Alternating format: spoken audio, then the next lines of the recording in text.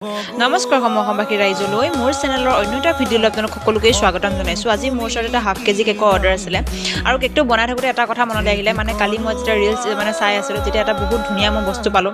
এটা থট হয় আৰু বহুত ধুনীয়া, যিহেতু মই কেকেই বনাই থাকোঁ, গতিকে বাৰ্থডে কাৰণে স্পেচিয়েলি কেকবিলাক বনোৱা যায়।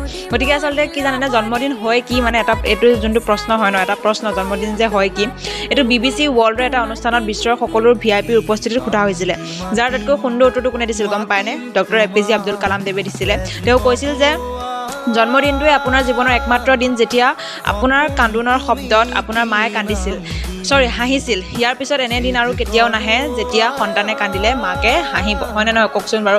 যেতিয়া এটা বেবী জন্ম হয়, মাকে সেই দিনটোত মানে তাৰ কিলকাৰি শুনি, কান্দোন শুনি মানে হাঁহিছিলে। এতিয়া আপুনি যদি কান্দে, আপোনাৰ মায়ে কিমান অন্তৰত দুখ পাব ভাবকচোন। সঁচাকৈ এই দিনটো আৰু কেতিয়াও ঘূৰি নাহে। কেনেকুৱা লাগিল থটটো জনাব। এইটো হৈছে ফাইনেল লুকটো। লগ পাম অন্য এটা ভিডিঅ', তেতিয়ালৈকে সকলো কুশলে থাকক। Bye bye.